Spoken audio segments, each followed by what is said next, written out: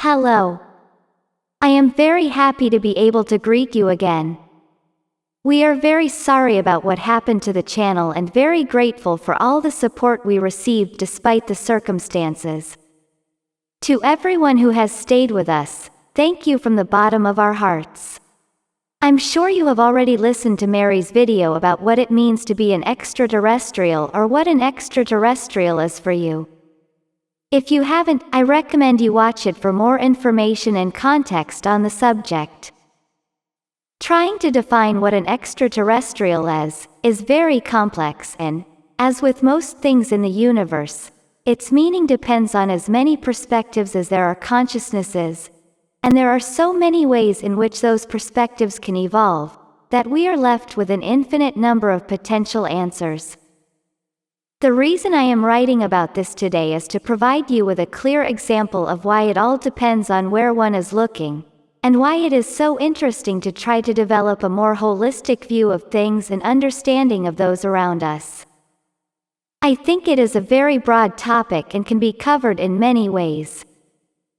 We have taken as a criterion, socially accepted or not within planet Earth, that the extraterrestrial differs from the human in its situation or its identification inside or outside the same planet. That is, whether they live inside or outside terrestrial society. Generally speaking in terms of location, but not in terms of life form. I will come to this later. For both step-downs and starseeds, it has been strongly established that, if they are there on Earth, they will be considered human beings in everything they say and do, being susceptible to experience in their flesh all that entails. Both the advantages and the disadvantages. From one point of view, it is designed in this way so that souls can have that experience they need for their growth, and that is valid. But from another, this is something that is imposed without any kind of coherence, especially knowing that it is set up this way by the United Federation of Planets, which does not make clear the rules that apply to being on or off planet, as in many respects they are not at all congruent. This inconsistency comes, first of all, because the rules are used as it suits them without taking into consideration one's personal circumstances. Although, of course, in a context where nothing is completely black and white, there are always people within the same federation who do not think or act in the same way. And secondly, because by focusing only on the locational aspect of the individual, we are being extremely reductionist. The problem is that the word human complicates the definition of what or who someone is. For human can be seen there as a being with adaptive and affective capacity. But it is also defined from the other side of the coin, as something or someone of an imperfect nature, which has its flaws. As when it is often said that to err is human. Then, the word human complicates things because both the positive and the not so positive aspects of this concept are also off this planet. They are characteristics common to many races, because all these races are within what is human. And these definitions are given from Earth without taking into account what lies beyond the purely terrestrial.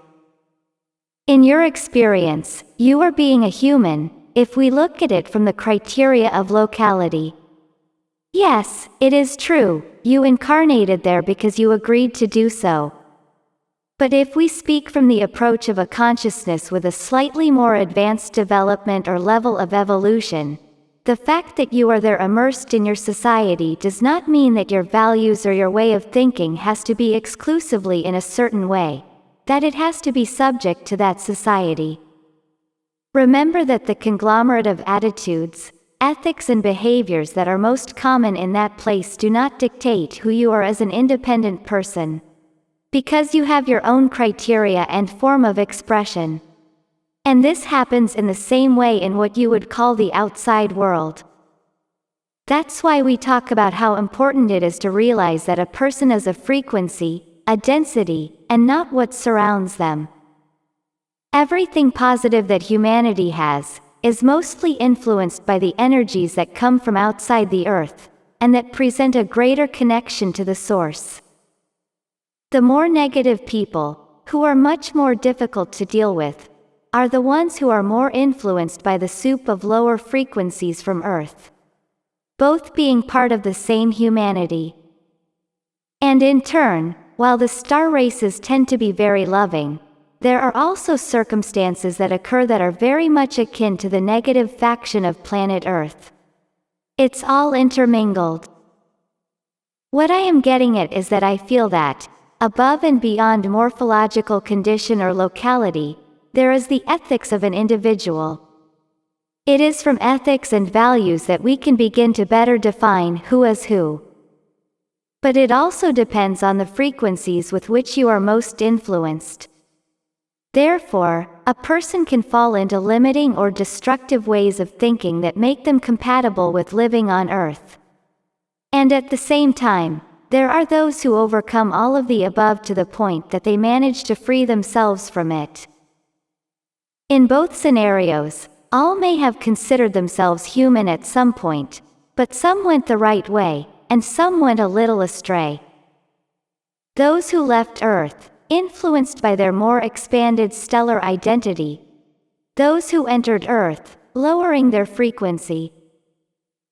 I include here, as an aside, that there has also been much talk that what defines a human being is anyone who is influenced by the customs or the way of life there. Customs or habits of a lower level of consciousness.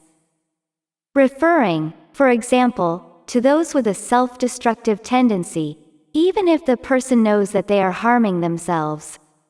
However, even here again, it is the person's level of awareness that plays an important role in understanding that these habits can make them lose their way.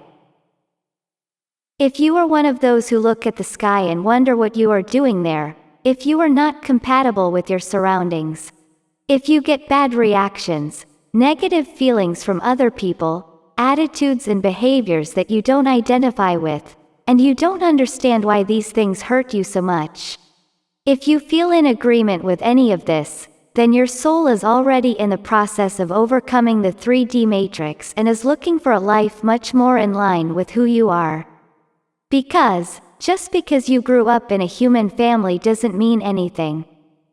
If you don't feel you are on the same level of understanding of reality, or don't agree in interests or ways of proceeding, your natal circumstances do not dictate that you are conditioned to be human.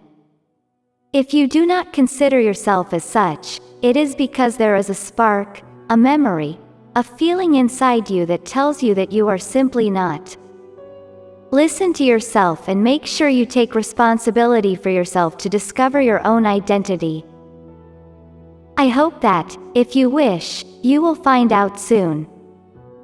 See you in a future video. Your friend, Arian of Era.